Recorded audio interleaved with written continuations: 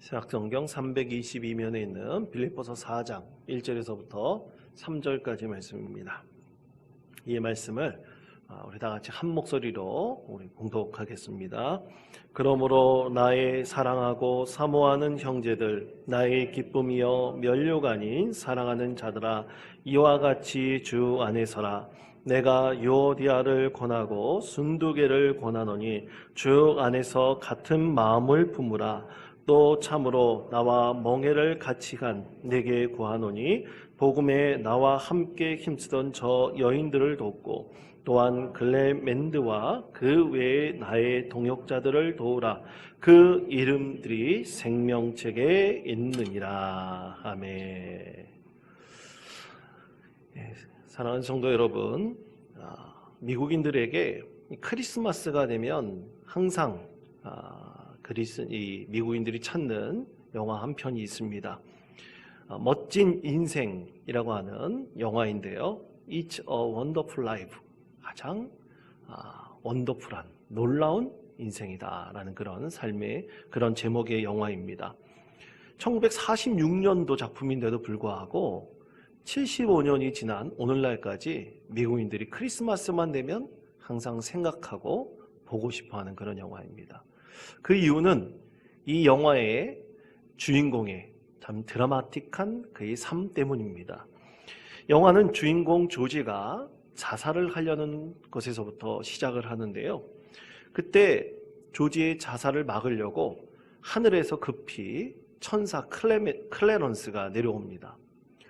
하나님께서 이 천사 클레런스를 조지의 자살을 막으려고 보낸 이유는 이 조지의 삶이 너무나 선한 삶이었기 때문입니다. 조지는 어렸을 적 그가 청년이 되었을 때 아버지가 일찍 돌아가셨습니다. 한창 아버지의 뒷바라지를 받아봐야 될 그런 나이에 아버지가 일찍 돌아가셨기 때문에 이 가정을 자기가 책임져야 됐습니다. 그래서 아버지의 사업을 물려받았는데 그 아버지 사업을 물려받고 가난한 가정을 이렇게 바로 세우려고 하는데 이 조지에게도 꿈이 있었습니다. 공부를 잘했기 때문에 대학을 가서 자기 인생의 꿈을 펼쳐보고 싶은 그런 생각이 있었지만 아버지가 돌아가셨기에 가정을 책임져야 되는 그 책임감 때문에 그 모든 꿈을 뒤로 했습니다. 그리고 사랑하는 동생을 위해서 헌신을 했고요. 또 동생이 대학을 가고 또 동생이 대학을 졸업한 이후에 아주 아름다운 여인과 결혼할 수 있도록 그 모든 뒷바라지를 다 감당을 했습니다. 그러면서 자기의 꿈은 항상 뒤로 밀려났습니다. 그러다가 나 사랑하는 연인 메리와 결혼하게 되었고요. 1남 3녀의 아주 단란한 가정을 꾸리게 되었습니다. 그러면서 자기의 고향에서 늘 정착하며 살면서 고향에서 참 많은 가난한 사람들을 돕고 이웃들을 섬기는 사람으로 정평이 났습니다. 이 조지가 많은 사람들을 돕는 것에 많은 사람들이 삶의 희망을 얻고 그의 인생들을 살아가게 되었습니다. 그런데 1차, 2차 세계대전을 겪으면서 경제가 굉장히 안 좋아졌습니다.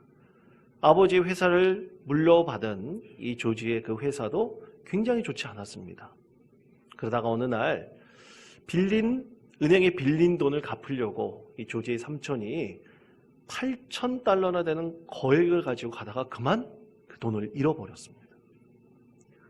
백방으로 찾아 헤맸지만 도저히 돈을 찾을 수가 없었고요. 결국 회사가 부도 위기에 닥쳤습니다. 조지도 회사의 대표였기 때문에 자칫 잘못하면 감방에 들어갈 수도 있었습니다. 모든 것을 잃어버린 것 같은 절망과 좌절감이 이 조지의 심령에 깊이 파고들 때 모든 것을 포기하고 자기 목숨을 끊으려고 했습니다. 그때 하늘에서 천사가 급히 내려와 이 클레런스라는 천사가 이 조지를 도와주었던 것입니다. 조지가 자살하려고 하는 바로 그 직전에 그런 생각을 했어요. 내가 만약 이 세상에 태어나지 않았으면 얼마나 좋았을까, 그런 생각을 했습니다. 이 천사 클레런스는 조지의 이 말을 듣고 만약 조지가 세상에 태어나지 않았다면 어떤 일이 일어났을까? 그것을 생생하게 보여주었습니다. 과연 어떤 일이 일어났을까요? 조지가 세상에 태어나지 않았을 때 자기 아버지의 일찍 여인 그 동생은요, 도저히 세상에 대한 소망을 갖지 못하고 일찍 자살하고 말았습니다. 또 그의 삼촌은 많은 그 회사를 물려받았지만 그 회사를 잘 경영하지 못해서 결국 나중에 정신병원에 들어가게 되고요. 또 사랑했던 여인 메리는 혼자 독촉하여 평생 노처녀로 늙어갔습니다. 또 그리고 조지의 도움으로 삶의 소망을 가졌던 이웃 사람들, 많은 사람들의 삶은 참으로 처참해졌습니다.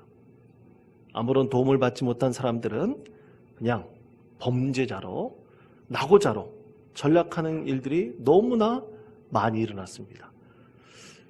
천사 클래런스를 통해서 그가 세상에 태어나지 않았을 때 일어날 여러 가지 일들을 다 보게 된 다음에 조지는 삶에 대한 다시 소망을 얻게 되고요. 가정으로 돌아가게 됐는데요. 집에 돌아가는데 기적이 일어났습니다. 가족뿐만 아니라 자기 집안에 많은 이웃 사람들이 모여 있었습니다. 바로 조지의 도움을 받아서 삶의 소망을 가지고 살아갔던 많은 이웃들입니다. 그 이웃들이 조지가 너무나 큰 곤란을 당했다는 소식을 듣고 십시일반 돈을 모아서 조지의 모든 빚을 다 갚아 주었습니다. 그러면서 크리스마스 찬송이 울려 퍼지고요. 조지는 인생에서 가장 멋지고 가장 행복한 크리스마스를 맞이하게 되었다라는 그런 하나의 영화 이야기입니다. 가장 멋진 인생을 살아간 사람에 대한 그런 이야기입니다. 여러분, 저는 그 영화 속에서 한 가지 교훈을 얻게 되었습니다. 그것은 세상 사람들의 평판에 대한 것입니다. 여러분, 조지는 어려움 가운데서 성심성의껏 이웃 사람들을 도왔습니다. 참 많이 섬겨주었습니다.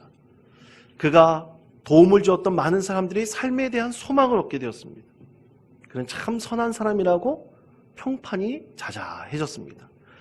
그런데 만약 그가 나쁜 사람이다, 그리고 자기만 아는 이기적인 사람이다라는 평판이 자자했다면 조지가 어려움에 처했을 때 그에게 어떤 한 사람도 도움의 손길을 주지 않았을 것입니다. 그렇습니다. 사랑하는 성도 여러분, 좋은 평판은요, 우리 인생 가운데 가장 멋진 인생을 살아가게 되는 기쁨의 원천이 될 수가 있습니다. 여러분, 우리 가까운 이웃들에게, 또 우리 신앙을 함께하는 우리 성도들에게 여러분은 어떠한 평판을 듣고 있습니까? 여러분, 좋은 평판을 듣고 계십니까? 우리 옆 사람을 한번 쳐다보실래요? 우리 옆 사람이 어떤 분으로 여러분 느껴지십니까? 예, 다 좋은 분이라고 저는 믿고 있습니다. 사랑하는 성도 여러분, 그런데요, 사람들은요, 많은 사람들에게 저 사람은 참 괜찮은 사람이다, 저 사람은 참 선하게 살고 있는 사람이다, 열심히 살고 있다, 그렇게 좋은 평판을 참 많이 듣는 분들이 많습니다. 그런데 아주 가까운 한 사람이 자기에 대한 나쁜 평판을 듣게 되었을 때 그것이 참 가슴에 큰 상처가 되어서 그것으로 인해서 참 힘들어하는 사람들이 종종 있습니다. 여러분, 그것이 사람의 바로 연약함입니다. 오늘 우리에게 주신 하나님의 말씀은 두 사람에 대해서 평가를 하고 있는 것을 하나님께서 말씀을 하시는데요. 자, 여러분, 빌립보서 4장 2절의 말씀을 함께 보십시다. 제가 읽겠습니다. 내가 유오디아를 권하고 순두개를 권하노니 주 안에서 같은 마음을 품으라. 아멘. 자, 성경에서 유오디아와 순두기라는 두 여인의 이름을 직접 거론하고 있습니다. 콕 찍어서 거론하고 있습니다. 여러분, 성경에서 사람의 이름을 거론한다는 것은 두 가지 특징이 있습니다. 하나는 하나님의 사역에 아주 귀하게 사용된 사람들이고, 하나는 나쁘게, 좋지 않게 사용된 사람들, 평가받은 사람들, 이 두 가지 면이 있습니다. 이 두 사람에게는 이 두 가지 면이 다 보여지고 있습니다. 바울 사도가 빌립보에서 처음 사역을 시작할 때 하나님께서는 바울 사도에게 참으로 신실한 여종인 루디아를 보내주셨습니다. 루디아를 만나서 이 자주색 옷감 장사인 루디아를 만나서 하나님께서 주신 사역을 성실하게 바울 사도는 감당할 수 있었습니다. 루디아의 집에 가서 그곳에 있는 가족들을 모두 다 구원받게 했고요. 또 루디아의 집에서 교회를 시작했습니다. 가정교회에서부터 개척을 시작한 것입니다. 루디아가 물질적으로 또 그리고 양적으로나 하여간 질적으로 모든 섬김을 다하고 있을 때 루디아를 성심성의껏 도와서 바울 사도와 함께 빌립보 교회의 개척의 근간을 세웠던 두 사람이 바로 유오디아와 순두계였습니다. 두 여인이었습니다. 이 유오디아라는 뜻은 멋진 그리고 멋진 여행 또 향기란 뜻을 가지고 있고요. 그리고 순두계는 행운 있는 이라는 뜻을 가지고 있습니다.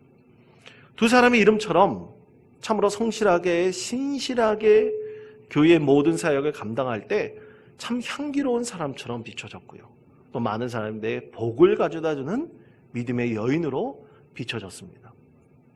이 두 사람이 있었기에 루디아와 또 바울 사도가 이 빌립보 교회의 모든 사역을 잘 감당할 수 있었습니다.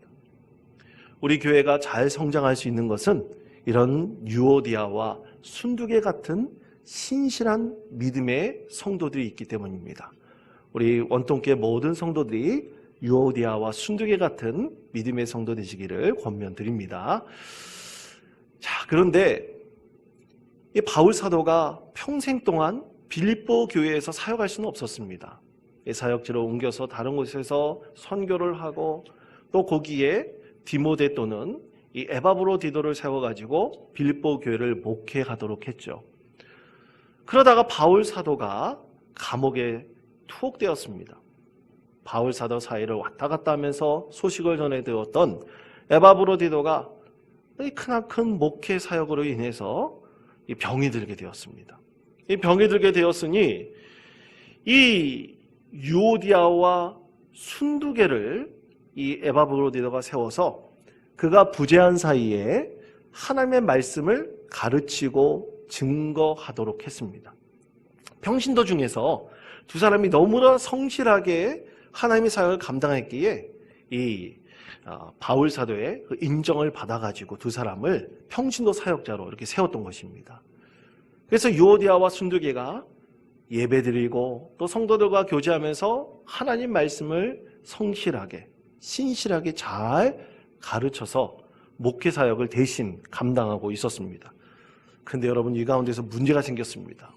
그것은요, 이 복음을 받아들이고 하나님 말씀을 들었는데 이 하나님 말씀을 해석하는 데 있어서 이 문제가 생긴 겁니다. 예를 들어서 우리 그리스도인들은 모두 다 하나님을 믿는 중생의 체험을 합니다. 예수 그리스도를 만나는 중생의 체험을 하는데 이 초대교회 성도들도 예수님을 주님으로 영접하는 이 중생의 체험을 했습니다. 그런데 중생의 체험을 했는데 어떤 사람들이 이 중생 체험을 했음에도 불구하고 참 죄를 많이 지어요. 그때 어떤 사람은 유오디아가 가르쳤는지 순두계가 그렇게 가르쳤는지 잘 모르겠지만 가르칠 때 중생 체험을 하고도 저렇게 죄된 삶을 그대로 살아가는 것은 진정한 중생의 체험이 아니다. 그렇게 한 사람이 가르쳤고요. 어떤 사람은 아니다. 중생의 경험은 단 한 번 있는 것이다. 구원받은 하나님의 자녀는 딱 한 번 있는 것인데 우리가 다 죄된 사람이라서 늘 성숙해져야 된다. 성장해 가야 된다. 그것을 위해서 우리가 최선을 다해야 된다. 그래서 중생이라는 그 체험에 대해서 가르칠 때 두 사람은 똑같이 이 체험을 한다는 것을 인정하지만 이 가르침에 있어서는 조그만 차이가 있었습니다. 그렇게 가르침에 차이가 있으니까 그 가르침을 받아들인 성도들이 있었습니다. 근데 성도들이 입방아를 찢기 시작하는 겁니다. 유오디아는 그렇게 가르치지 않았는데 순두계는 이렇게 말하던데 그럼 두 사람이 다 잘못 배운 거야? 아니, 에바브로디도뿐만 아니라 바울 사도에게 잘 배웠던 사람들이 어떻게 저렇게 다르게 가르칠 수 있지? 사람들의 얘기가 점점 그들이 입에 오르내리기 시작을 했습니다. 그러다가 오해가 생겼습니다.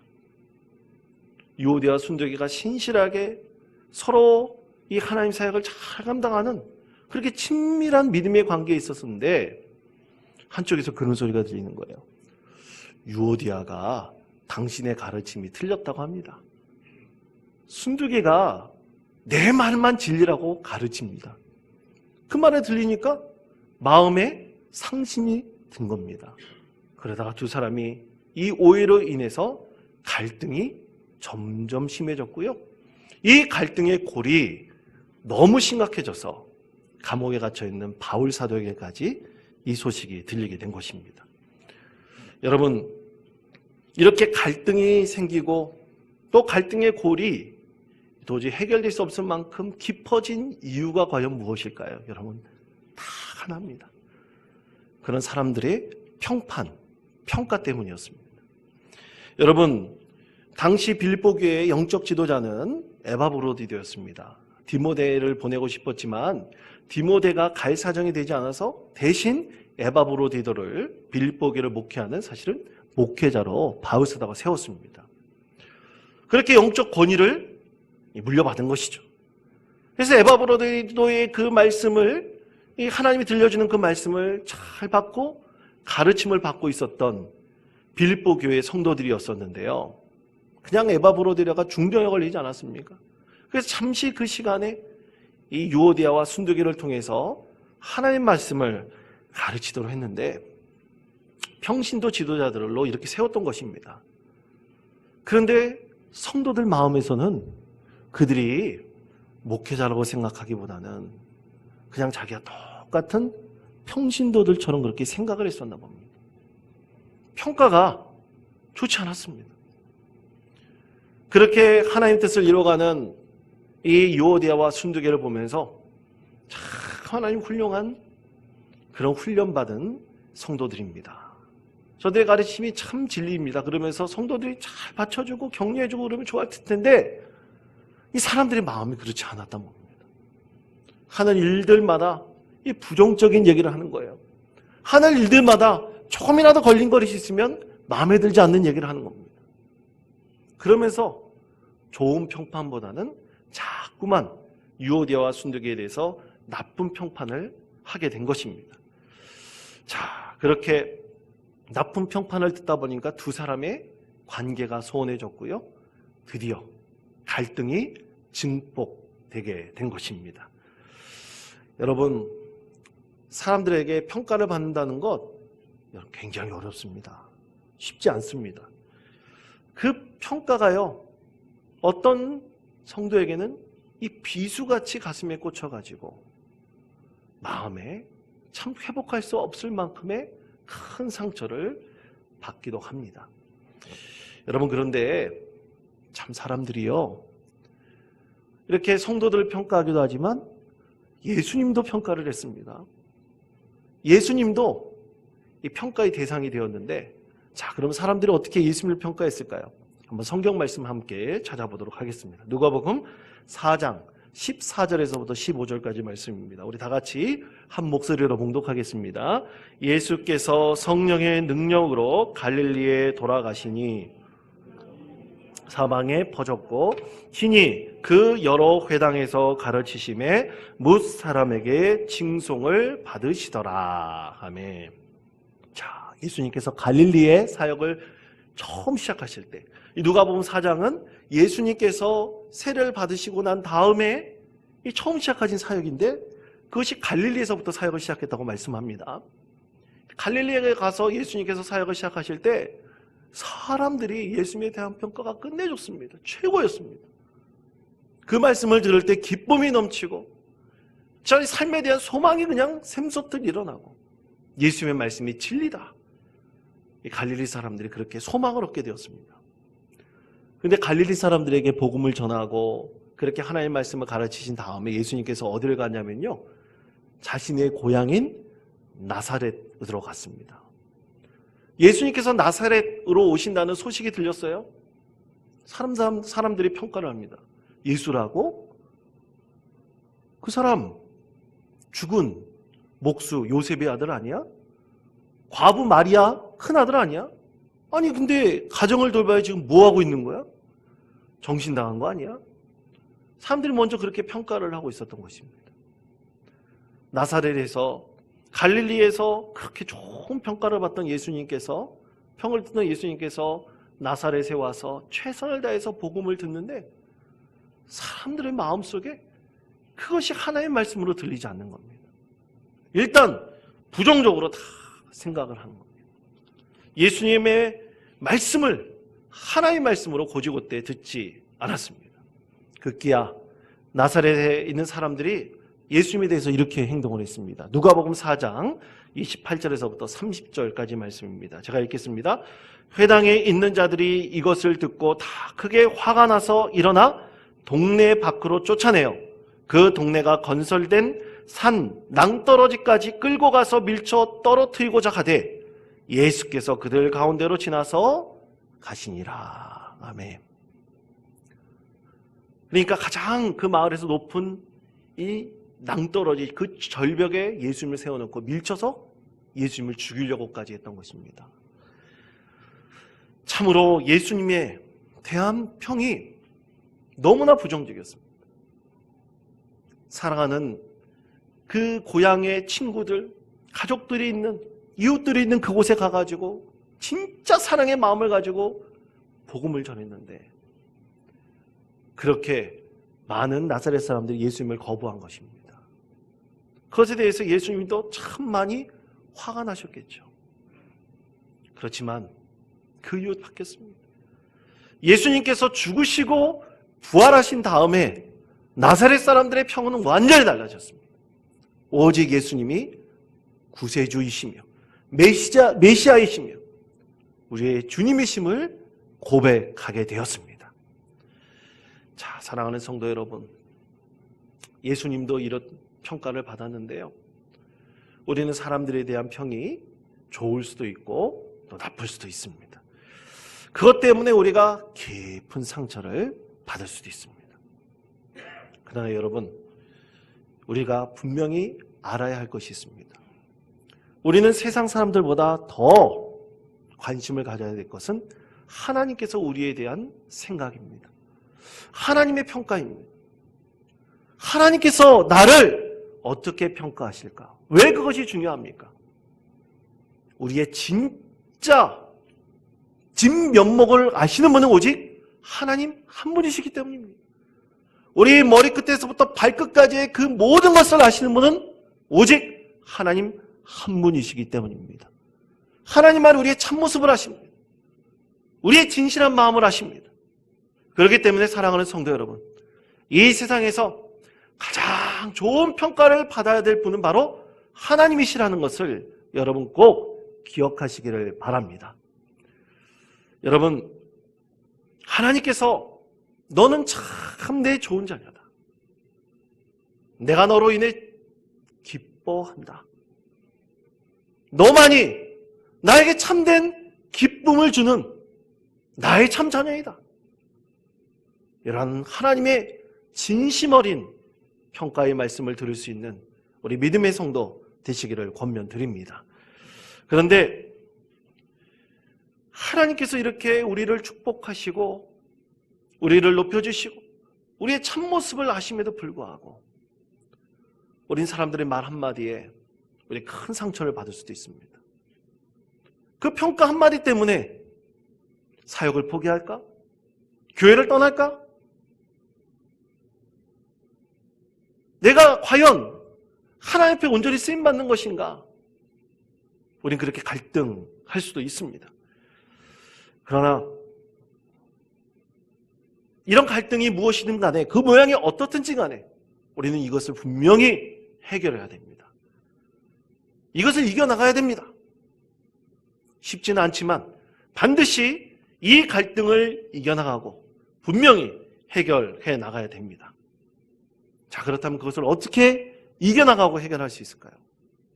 오늘 하나님께서는 오늘 말씀을 통해서 두 가지를 우리에게 말씀하고 계십니다. 자, 유오디아와 순두계, 그 이름이 향기와 행운이라는 그 이름처럼 그것을 회복할 수 있는 그 갈등에 해결하는 방법은 과연 무엇일까요? 첫째는 주 안에서 같은 마음을 품으십시오 말씀하십니다. 자, 우리 다시 한번 빌립보서 4장 2절의 말씀을 한 목소리로 봉독해 볼까요? 다 읽겠습니다. 시작. 내가 유오디아를 권하고 순두계를 권하노니 같은 마음을 품으라. 아멘. 자, 여러분 오늘 말씀에 있는 장면을 한번 상상해 보십시다. 한번 여러분도 상상의 나래를 한번 펴보시기를 바랍니다. 지금 에바브로디도가 병에서 나와가지고 편지를 받아가지고 바울의 편지를 받아서 성도들을 모아놓고 바울의 편지를 읽습니다. 바울의 편지를 읽으면서 에바브로디도가 직접 바울의 편지에 있는 내용대로 유오디아와 순두계를 이름을 이렇게 읽습니다. 밝힙니다. 이렇게 선포하면서 바울 사도가 권면한 그 말을 많은 성도들 앞에서 밝히는 겁니다.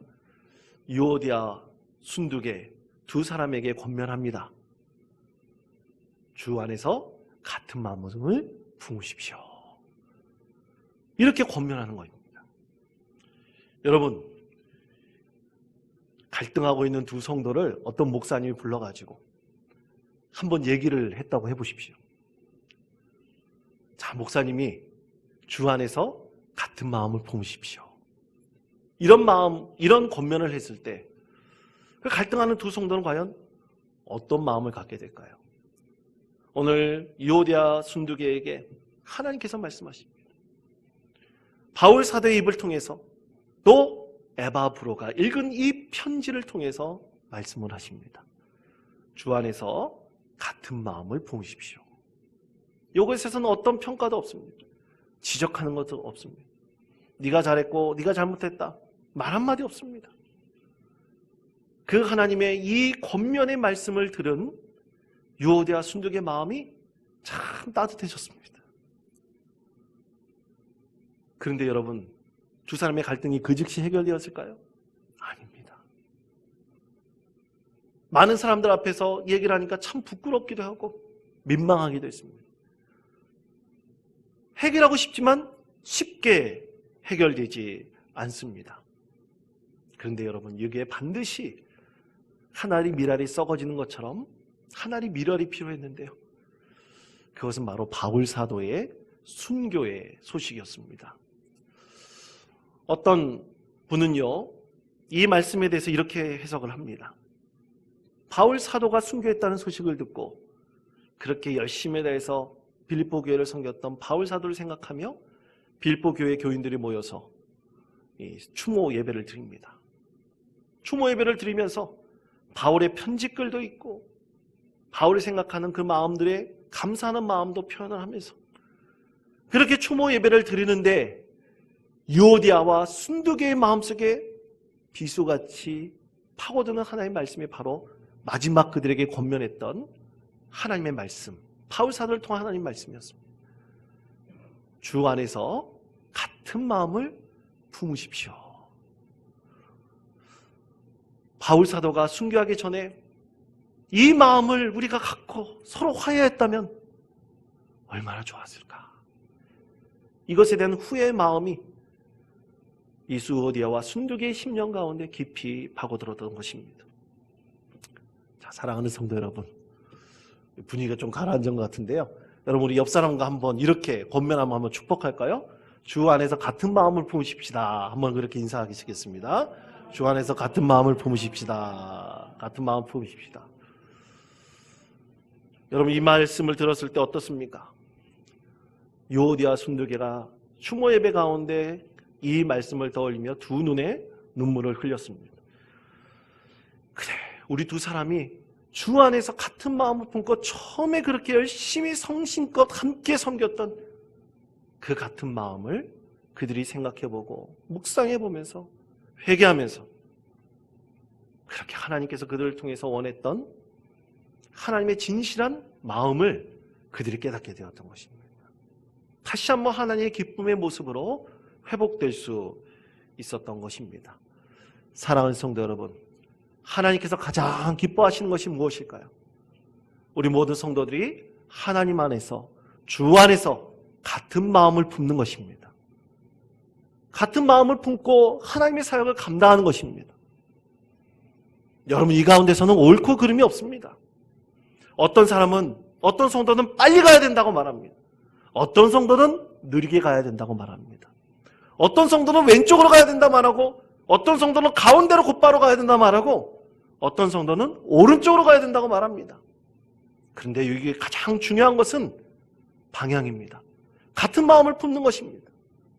느리게 가건 빨리 가건, 왼쪽으로 가건 가운데로 가건 오른쪽으로 가건 같은 방향으로, 한 마음으로 하나님께서 우리에게 주신 이 귀한 사역을 끝까지 감당하는 것입니다. 여러분, 이것은 가정 안에서도 마찬가지입니다. 교회 안에서만 그런 생각을 갖는 것이 아닙니다. 가정 안에서도, 또 우리 사업장 안에서도 늘 그리스도인이라면 주님께서 우리에게 주신 같은 마음을 품는 것입니다. 사랑하는 마음을 품고, 섬기는 마음을 품고, 하나님의 뜻을 이 세상에 이루고자 하는 간절한 소망을 품는 것입니다. 그 가운데 하나님께서 진정으로 우리 가운데 기쁨과 은혜를 베풀어 주십니다. 여러분, 하나님께서는 잠언 3장 5절에서부터 6절까지 말씀을 통해서 우리에게 이렇게 말씀하십니다. 너는 마음을 다하여 여호와를 신뢰하고 내 명철을 의지하지 말라. 너는 범사의 그를 인정하라. 그리하면 내 길을 지도하시리라. 아멘. 여러분, 내 명철을 의지하지 않고 하나님을 의지할 때 하나님께서는 그 길을 잡으시고 우리 앞길을 인도해 주십니다. 그 길을 잡고 계신 분은 하나님이시라는 것을 인정할 때 우리는 풍랑을 만날 수도 있습니다. 비바람을 경험할 수도 있습니다. 그러나 그 길을 하나님께서 잡고 계심으로 우리는 같은 마음을 품고 하나님께로 방향을 정해서 나아갈 수가 있는 것입니다. 그때 하나님께서 한량없는 은혜와 기쁨을 우리 믿음의 공동체, 믿음의 가정, 여러분의 삶의 자리에 풍성하게 베풀어 주실 것입니다. 두 번째로, 나의 동역자들을 도와주십시오 말씀하십니다. 자, 하나님의 말씀 빌립보서 4장 3절의 말씀 다 같이 읽겠습니다. 또 참으로 나와 멍에를 같이 한 내게 구하노니 복음에 나와 함께 힘쓰던 저 여인들을 돕고 또한 글레멘드와 그 외에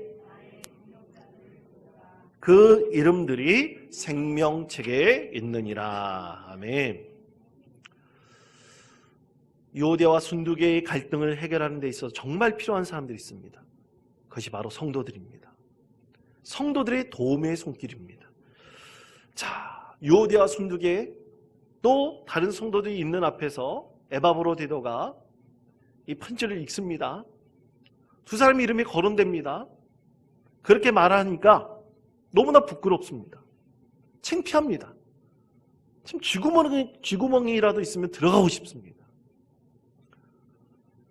여러분, 그럴 때 그 부끄러움을 가려줄 수 있는 사람들은 바로 성도들입니다. 여러분, 시편 32편 1절에서 허물의 사함을 얻고 죄의 가리움을 받는 자는 복이 있다라고 말씀하셨습니다. 교회는 죄를 들춰내는 곳이 아닙니다. 하나님의 사랑으로 죄를 가리워주는 것입니다. 용서해주는 것입니다. 서로를 격려해주는 것입니다. 지켜주는 것입니다. 그것은 바로 성도들의 도움을 통해서 가능합니다. 우리가 그렇게 서로 도와 하나님의 영광 올려드리는 기쁨의 자녀들이 될 때 하나님께서는 우리의 그 모든 사역을 통해서 영광 받으시는 것입니다. 여러분, 바울 사도는 그렇게 두 사람을 위해서 성도들의 절대적인 도움을 구하였습니다. 그럴 때 그 모든 문제가 진심으로 믿음 안에서 해결될 수 있는 것입니다. 도움엔 여러 가지 원칙이 있고 그 원칙을 지켜나가야 할 분명한 필요가 있습니다. 갈등 해결 전문가로서 알려진 토마스는 1976년 갈등을 5가지로 구분을 하면서 이 갈등에 중요한 두 축이 있다라고 했습니다. 한 축은 주장성이고 다른 한 축은 협동성입니다. 그럼 주장성과 협동성은 뭐냐? 이 주장성이라는 것은 자신을 중심으로 자신의 주장과 관심을 만족시키려는 축입니다. 협동성은 타인을 중심으로 타인의 주장과 관심을 만족시키려는 것입니다. 이 5가지 유형 안에 이 주장성과 협동성이 이 두 축으로 있다는 것입니다. 그래서 5가지 유형을 구분했는데요. 첫째는 경쟁입니다. 컴페티션입니다. 말 그대로 내 주장에 관철되는 거죠. 그러려면 주장성이 당연히 강하게 되겠고, 그리고 협동성은 좀 낮아질 수밖에 없습니다. 그리고 두 번째는 수용성입니다. 어커머데이션이라 하는 수용성. 수용하게 되니까 어떻게 되겠습니까? 자신이 주장하려는 것은 좀 약해질 수 있지만 타인이 주장하는 이 협동성은 강화되는 것이죠. 또 세 번째 유형은 회피입니다. 어보이던스입니다. 회피라는 것은 아예 피하라는 뜻이 아닙니다. 이 주장성과 협동성이 강하게 밀어붙일 때 잠시 뒤로 미루는 것입니다. 시간을 뒤로 미루는 것입니다. 순서를 좀 뒤로 하는 것입니다. 그것을 통해서 이제 잠시 회피함을 통해서 그 여러 가지 갈등을 해결할 수 있다는 얘기죠. 그리고 네 번째는 타협입니다. 컴프로마이스라는 타협입니다. 타협은 주장성과 협동성이 있으면 그것을 잠시 양보하는 것이, 조금이라도 양보하는 것입니다. 그럴 때 서로 타협할 수 있는 점이 생기게 되죠. 이 정치권에서 주로 하는 방법이 이런 방법들이라 말할 수 있겠습니다. 그리고 마지막 5번째는 협력과 통합입니다. 콜라보레이션이라고 하는 영어로 협력과 통합입니다. 갈등을 겪고 있습니다. 그것에 둘 다 윈윈할 수 있도록, 둘 다 만족할 수 있도록 하는 것입니다. 거기엔 주장성도 강화되고 협동성도 강화되는 것이죠. 자, 여러분 어떤 것이 더 마음에 드십니까? 첫째부터 5째까지 여러분은 어떤 것이 더 마음에 드십니까? 근데 여러분이 5가지 유형에는 뭐가 좋고 뭐가 나쁘다 말할 수가 없습니다. 중요한 것은 5가지 유형 중에서 어떤 것이 이 갈등 문제 해결에 중요한 유형이 된다 하더라도 가장 중요한 것은 그리스도인들에게 가져야 될 원칙, 그것은 오로지 하나님께만 영광입니다. 그건 믿지 않는 사람들 가운데서 마찬가지입니다. 우리가 믿지 않는 사람들과 갈등이 있을 때 과연 우리는 하나님께 어떻게 영광을 올려드려야 될 것인가? 우리 삶의 자리에서 우리는 어떻게 하나님께 영광을 올려드려야 될 것인가? 우리가 이 중요한 원칙을 지키고 5가지 유형 가운데서 우리의 갈등을 해결해 나가려는 간절한 소망과 마음이 있다면 하나님께서는 거기에 지혜를 주시고 5가지 유형 중에 한 가지를 선택하더라도 그 가운데 만족함을 더하여 주실 것입니다. 사랑하는 성도 여러분, 하나님께서 말씀하십니다. 주 안에서 같은 마음을 품으십시오. 그리고 서로 도와주십시오. 바로 이것을 통해서 하나님께서는 우리의 삶의 자리에서 영광을 받기를 원하십니다. 여러분이 하나님의 기쁨이 되기를 원하십니다. 한 주간도 주님께서 주신 말씀을 기억하시며 우리 삶의 자리에서 하나님의 기쁨이 되시고 하나님께 영광을 올려드리시는 귀하고 복된 삶을 사는 우리 모든 성도들 되시기를 간절히 축원드립니다. 기도하겠습니다.